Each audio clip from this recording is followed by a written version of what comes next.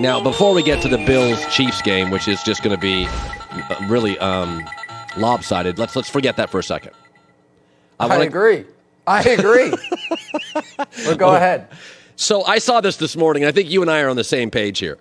The Brooklyn Nets are a 72% chance, according to the NBA GM survey, to win the championship. And I'm like, they still have no rim protector. Two of their best players are always hurt. Kyrie's on his own spaceship. What is your take? I mean, I don't even understand. I mean, you and I think we just have to stop acting like the Nets have a big three. The Nets' big three is an idea. It's something you can use in 2K. It's not something that existed last year in the regular season. It didn't exist in the postseason. It's the preseason, and it doesn't exist now. So Kyrie either will get vaxxed or he won't. If he doesn't get vaxxed, then I don't see how he can play at all. You can't have a guy who can't practice or play home games and be like, we'll see you on the road, though. So he's either on the team or he's not. But even if he's on the team, what makes you think he's actually on the team? Last year, he took paid time off mid-year just cuz, and then he did what he typically does, which is get hurt for the postseason. 2015, he wasn't available for the end of the postseason. 2018, 2020, 2021. So scratch him off the table. And then you have James Harden, one of the best regular season players ever, whose next great playoff moment will be his first. So then you have Kevin Durant, who's unquestionably one of the 15 greatest players in league history. However, he doesn't have a ton of experience of playoff success without another league MVP alongside him. The one time he had to play in the playoffs without Russell Westbrook and OKC, couldn't beat Zach Randolph and the Memphis Grizzlies, and last year they didn't get out of round 2. So I get the idea of the Brooklyn Nets. They're like an NFT. It sounds good, but can you touch it? No. So I don't understand how we're just going to be like, yeah, their third best player currently is not allowed in the building, and the NBA made a rule specifically designated to change the way their second best player plays, but I'm sure they're going to be fine. I don't think they're going to be fine. By the way, just one more NBA topic, because the regular season starts here pretty quick. LeBron, by the GMs, voted, it's amazing, top 5 at 3 different positions, and I know that struck you at some point. Well, yeah, I mean, it's just fascinating. I mean, so LeBron's going into year 19, and the GMs of the league said he's one of the 5 best point guards and one of the 5 best small forwards and one of the 5 best power forwards. And so Kobe probably had the best year 19 of any player. He played 35 games and averaged 22 points. Duncan, it was his final year. He was 8 points a game. Karl Malone, it was his one Lakers year. He was 14 points a game. Kareem was around the same. It was his second last year. Meanwhile, LeBron in year 19 is considered a top 5 guy at 3 of the 5 positions on the court. It is, and I don't want to get into the Jordan, LeBron, Kareem debate, but it is why, when it is all said and done and people look at this years down the road, they're going to say, how did people even ever argue about this?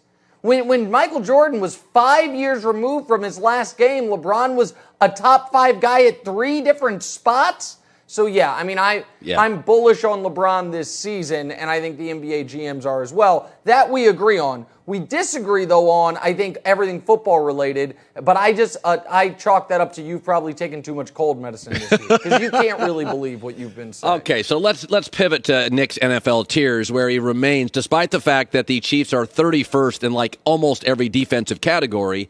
They are a spectacular offensive team, and great offenses are always around at the end of the season. This is not the 70s or 80s. The Chiefs have led in 65 straight games. They'll be around. That is not the question. The question is, will Mahomes often be a spectator at times against the better teams he'll face? So your NFL tiers, let's go to it. Let's tell people your tiers and where you're at this morning.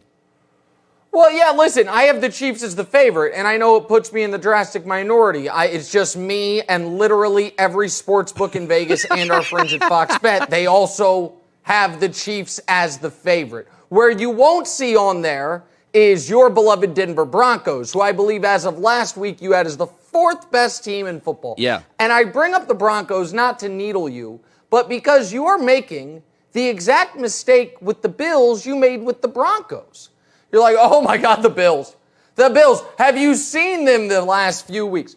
Colin, how many teams in the league do you think would be 3-1 or better if they had gone up against Big Ben, Jacoby Brissett, Taylor Heineke, and Davis Mills? Those are the 4 quarterbacks the Buffalo Bills have faced.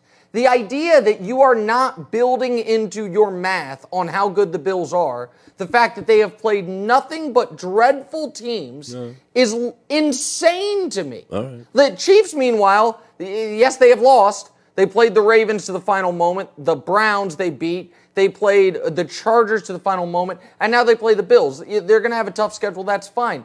But what makes you think that Buffalo can go to Kansas City and win?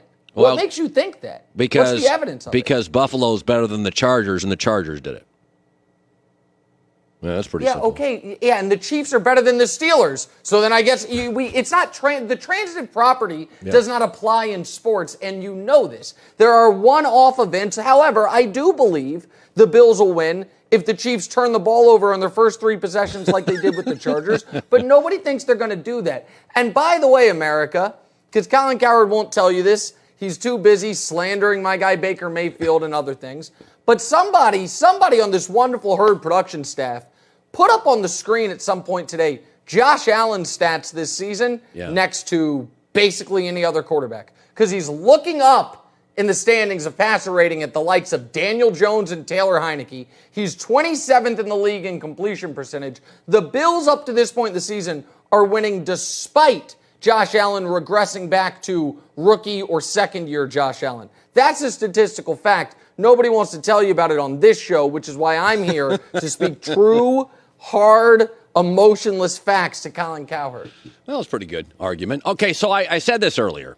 When you're smart, you don't get to conveniently be glib, absent-minded, forgetful, like Belichick Deflategate. Yeah, I don't know what's happening to the footballs. You know literally everything with the organization. Phil Jackson years ago would needle the refs in between games, get fined, and go, it's just a random comment. I mean, you can't talk about officials? No, Phil, everybody knows that. Aaron Rodgers is really smart. There's a term called in business the ability to see around corners. He's very smart. He knows the only time he won a Super Bowl, he had his best defense. Peyton Manning's only Indianapolis Super Bowl, he had his best defense. Russell Wilson's only Super Bowl, his best defense. Tom Brady, majority of Super Bowls, with his best defense. Aaron looks at Mike Tomlin and that defensive team in Pittsburgh, and he knows the Packers, if they'd move him, would move him over to the AFC, and he knows, oh, hell, I can inherit Mike Tomlin's defense, the Rooneys. Great GM.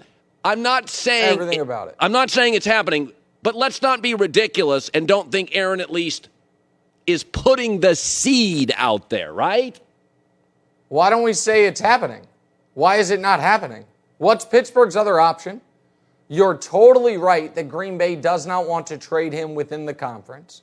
So just scratch off 15 teams. Right. And then in the AFC, it's a very short list of teams that don't either have their quarterback established or have just drafted one, like Jacksonville or Cincinnati or the Jets. So it's like Miami, Pittsburgh, and the Colts, I guess. That's almost the entire list. So listen, I think on this one, you have totally redeemed your otherwise really shaky NFL takes today.